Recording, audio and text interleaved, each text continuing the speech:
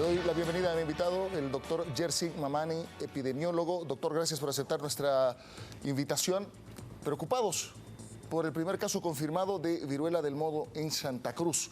¿Qué opinión le merece esto? Bueno, lamentablemente esta enfermedad ya había tenido 2 sospechosos también en el departamento de Santa Cruz hace pocos meses. Luego de eso se declaró la alerta sanitaria y el día de ayer lamentablemente se ha confirmado el primer caso a nivel de nuestro país, siendo Bolivia y Paraguay los últimos 2 países en los que no se habían reportado casos, y a nivel de Sudamérica todos los otros países tienen ya muchos casos. Algo que hay que resaltar, que esta enfermedad es autolimitada. Este paciente, según el reporte que se tiene del Ministerio de Salud, ya se encuentra aislado y con ello ir cortando lo que es la cadena de contagios para la propagación de esta enfermedad. ¿Qué quiere decir autolimitada? ¿Qué es transmisión directa? En el caso de lo que es una enfermedad autolimitada, quiere decir que el propio sistema inmune lo limita. Muchas veces, muchas de estas personas no necesitan siquiera un tratamiento. Por eso es que el tratamiento es simplemente sintomático, es decir, si tiene fiebre, una medicación para la fiebre. Si tiene si tiene urticaria, o sea, un picazón a nivel de lo que es la piel, se le dará un medicamento para ello, y así sucesivamente. Por ello, que hasta el momento en el caso sudamericano, por ejemplo, no se tiene reportado ningún fallecido por esta enfermedad.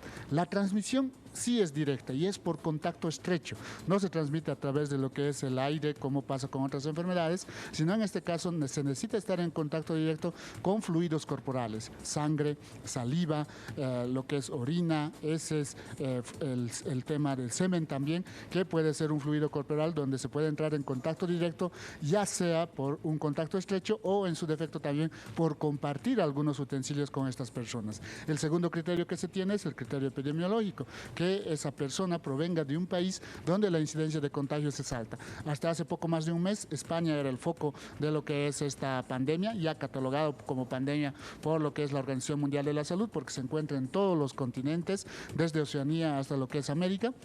Y además de ello, eso ya ha ido cambiando. Actualmente Estados Unidos es el país que tiene la mayor incidencia de contactos, más de 14,000 pacientes ya con lo que es la viruela símica, y en el caso de Bolivia pues decían el primer caso. Bueno, y el paciente se ha confirmado, él vino de Europa y posiblemente allá se haya contagiado con la viruela del mono. ¿Cuáles son los síntomas, doctor? Bueno, a nivel de lo que es la sintomatología, es muy leve en la gran mayoría de ellos. Generalmente se caracteriza por lesiones vesiculares o papulares en lo que son zonas expuestas de la piel. Hablamos de lo que es la cara, hablamos de la palma de las manos y el dorso de las manos, la planta de los pies y el dorso de los pies, y generalmente se acompañan de linfoadenopatías, es decir, infartos de los ganglios, ¿no? Entonces podemos observar los ganglios cervicales, por ejemplo, infartados, y con ello ya nos da una característica de que pueda ser una persona sospechosa. Estas lesiones lamentablemente se asemejan mucho a otras patologías, y muchas personas ya cuando hubo los primeros casos sospechosos han ido generando bastante alarma. Nos referimos, por ejemplo, a la varicela, que es muy común en nuestro medio, pero generalmente se da en la población infantil, y en muchos casos la región donde se tiene la mayor cantidad de vesículas es en lo que es la parte del tórax.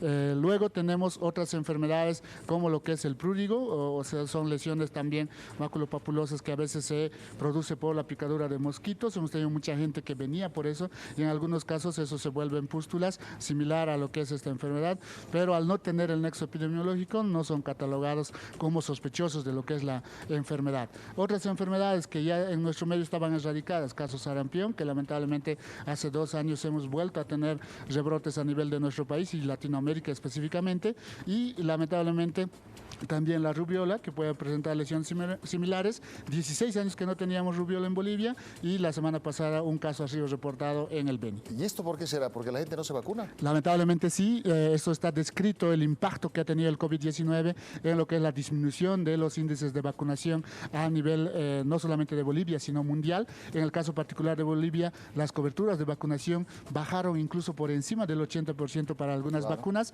Esos índices son incluso peores a la de los años 80, 70, y por eso que nuevamente se viene relanzando una y otra vez los vacunatones para elevar esa cobertura de vacunación. O sea que el tema del COVID ha hecho que las personas, no solamente algunos sectores, no quieran vacunarse contra el COVID, sino que no quieren recibir ningún tipo de vacuna, y esto está haciendo que retorne el sarampión, la viruela, etcétera, etcétera. Lamentablemente mucha gente en la época de la primera y segunda ola no acudía al centro de salud por miedo a contagiarse, pero posteriormente al haber pasado ya las fechas donde tenían que vacunar a sus niños, ya no han retornado al centro de salud para completar su esquema de vacunación. Claro. Y esa situación es la que ha ido generando la aparición de estas enfermedades que ya eran erradicadas en nuestro medio. Qué terrible, ¿no? Terrible realmente que nuevamente retornen estas enfermedades. La vacuna del COVID nos protege, por ejemplo, contra una viruela del mono. ¿Y cuáles son los sectores más vulnerables? Bueno, a nivel de lo que es la viruela del mono no existe una vacuna específica aún. Sí son 3 que están ya aprobadas por la FDA y que probablemente se las va a utilizar en población vulnerable. Sin embargo, a nivel de nuestro medio no la tenemos. Pero algo hay que resaltar, y somos enfáticos en esto, es que al ser autolimitado muchas veces ni siquiera esas personas reciben un tratamiento. La propagación ha sido mucho más lenta. Ya son poco más de 6 meses con la declaratoria de alerta sanitaria y no hemos superado lo que son los 14.000 casos, y al necesitarse ese contacto estrecho, el control de esta enfermedad es mucho más fácil con el aislamiento de la persona hasta que sane, hasta que todas las vesículas ya se vuelvan costras, todas las costras ya se pierdan, y lamentablemente en estos pacientes también esas costras dejan cicatrices a posterior. Al ser autolimitantes, ¿no es mortal? Sí es mortal en las personas inmunodeprimidas. Hablamos, por ejemplo, pacientes con VIH, con tuberculosis, con cáncer, con diabetes, patologías que disminuyan el sistema inmune. En ellos sí se puede llegar a una situación fatal, una reacción sistémica. Está descrito una letalidad del 0.06%, ¿no? Como unidad de posgrado de la Facultad de Medicina de San Simón, hace aproximadamente un mes y medio organizamos un curso internacional con expertos en España de un centro de referencia en lo que es esta patología, y ellos nos resaltaban bastante.